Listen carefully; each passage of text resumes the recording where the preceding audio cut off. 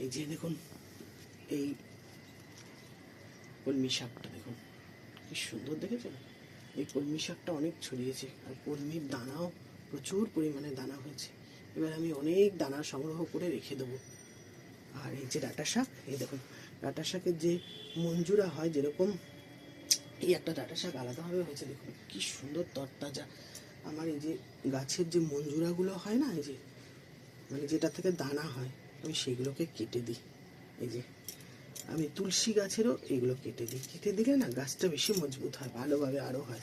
এই যে দেখেছেন পাতাগুলো দেখুন একদম চকচক চকচক করছে।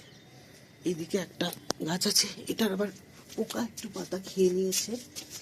এই যে এই দেখুন পোকা এই পাতাগুলোকে খেয়ে নিয়েছে, দেখবেন? এই দেখুন কীভাবে পাতাগুলোকে খেয়েছে পোকায়।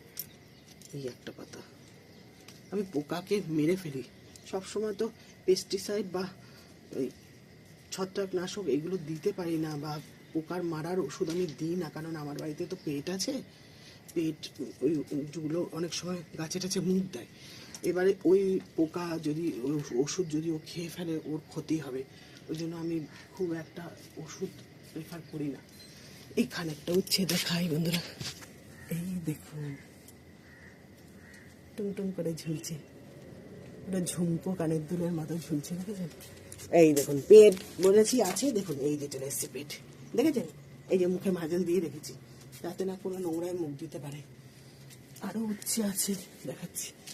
এই দেখুন একটা উচ্ছে ঝুলছে, এই একটা উচ্ছে,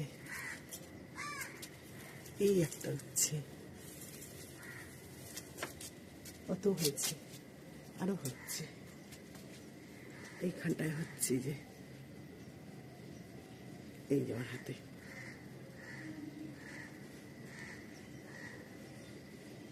উচ্ছের ফুলগুলো